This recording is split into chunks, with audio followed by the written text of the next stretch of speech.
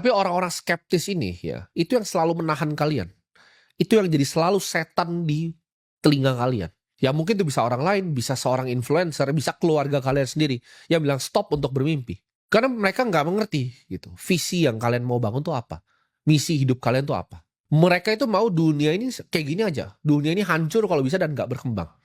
Ya mereka bisa melakukan hanyalah kritik, kritik, kritik.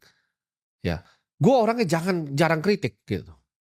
Gue bukan sedikit-sedikit ada sesuatu gue kritik, harusnya begini, harus begini. Gue lakukan aksi, kalau menurut gue ada yang perlu diperbaiki, gue bangun 1000 sekolah. Kalau gue rasa mindset sebuah generasi ini, generasi Z yang sedang gue pimpin di sini, gue lihat nih, oh mindsetnya ini mulai ada hama-hama dari atas yang rusakin, gue benahin lagi. Gue gak cuma kritik tanpa ada solusi. Dunia ini tuh butuh pemimpi gila kayak Steve Jobs yang akhirnya bikin komputer dalam bentuk handphone. Seperti Mark Zuckerberg yang mau transisin dari handphonenya nanti ke kacamata. Seperti Elon Musk yang bikin perusahaan-perusahaan terobosan. Yang berani bermimpi gitu. Dia berani dari semua uang PayPal, dia berani mulai dari nol.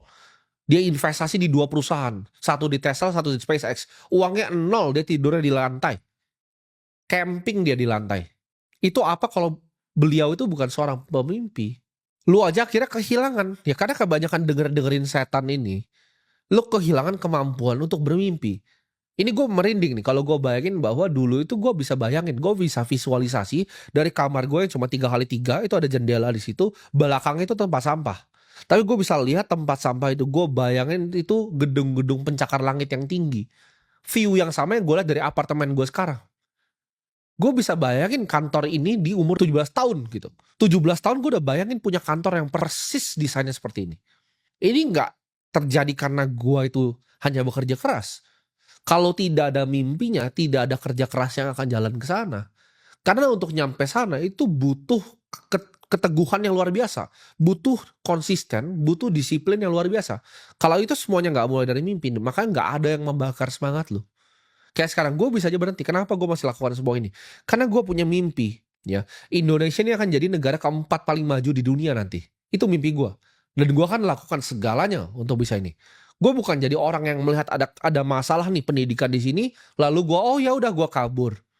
Oh ya udah gue begini aja. Gue bukan orang yang cari jalan pintas. Gue lihat nih generasi ya, banyak yang ketawain anak-anak muda yang mau belajar tentang teknologi, mau belajar tentang blockchain diketawain, oh FOMO kripto. Tidak apa-apa untuk FOMO. Ya, FOMO lah akan teknologi akan merubah dunia karena mereka nggak ngerti nanti saham lu tuh akan di blockchainin juga.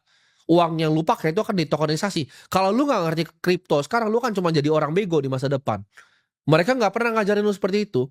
Mereka nggak akan ngajarin kalau lu nggak pelajarin cara kerja AI, lu nggak dapet kerjaan lagi. Karena AI akan gantiin semuanya gitu.